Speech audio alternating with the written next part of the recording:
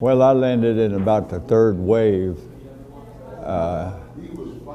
about 50 yards north of the base of Mount Suribachi.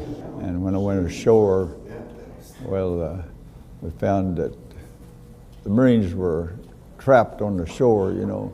Before we hit Iwo Jima, the Japanese would try to stop us out in the ocean, and that wasn't a success. A lot of our officers and NCOs were lost getting off the boat, or before they got off the boat, Higgins' boat, that is. Well, my buddy Lee Darch, he and I both had seen action before, and he said, "Harv, we got to get off this beach."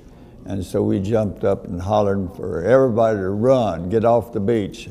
And they followed us, and we ran about 400 yards, and we was on the beach on the west side of the island.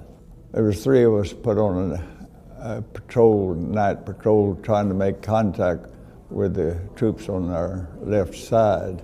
About daylight, we were moving, trying to get back to our encampment. And I heard a Japanese Nambu machine gun. Now this Nambu machine gun was about a 26 caliber weapon. And if I had to go back to war again, I'd want a Japanese Nambu. That was the best weapon I saw in World War II. And when I heard that bolt action, I hollered, "Hit the deck."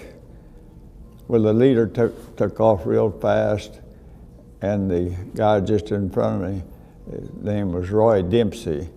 Well, he took a shot in the back. When I heard that click of that magazine come off the thing, well, I ran. I wanted to get Roy's rifle because all I had was a pistol. So when I got there, I grabbed for the rifle, and he was holding on to it, and he had the strap around his arm.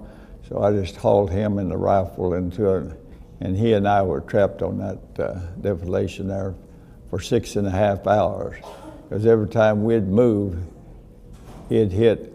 And the shells were coming just about 6 inches above our head.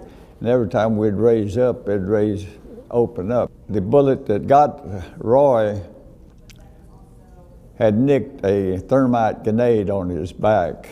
And that nick looked like it was about ready to blow off. And I knew I had to get that thermite grenade out of there. And I diligently cut that off and tossed that grenade out. And sure enough, it exploded over there and burned and so forth.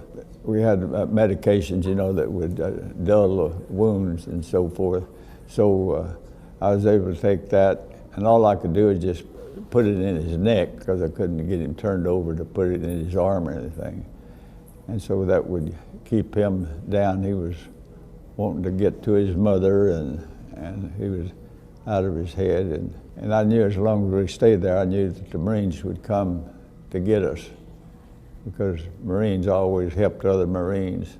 In boot camp, I found that I'd found a new home, and I loved the Marines and the Marine Corps. And when they discharged me after I was hurt a couple of years later, that was the worst moment of my whole life. It was just like my mom was telling me to get out of the house and don't come back. I love the Marines. I'd join up right now if anybody wanted a 95-year-old Marine.